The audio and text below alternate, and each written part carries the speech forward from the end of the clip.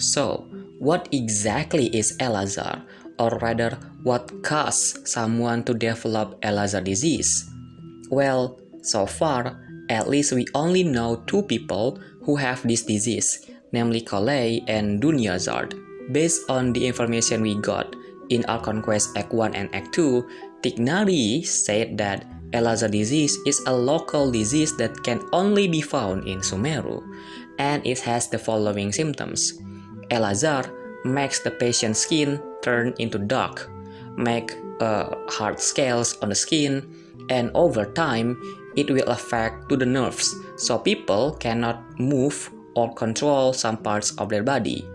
And lastly, it can even reach paralysis or death or like terminal illness. So, basically, there is no cure for Eleazar disease right now.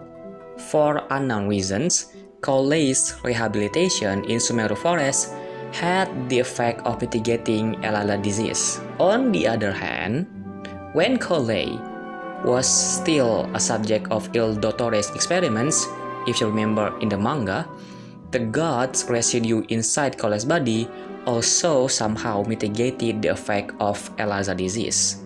Does this mean that Eleazar disease has something to do with the power of Sumeru god, or like Dendro blessing?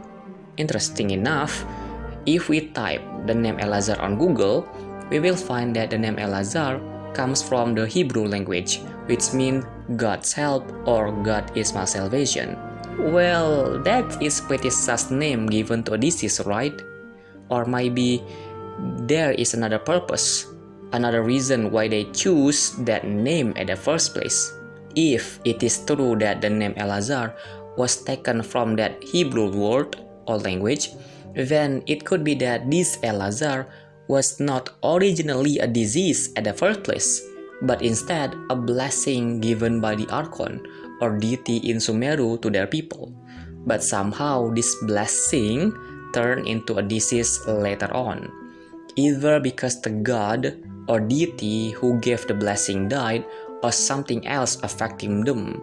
Maybe this is related to god of flower, or like that's why it also connects to the withering zone phenomenon. At the end of the day, only time can answer that, right?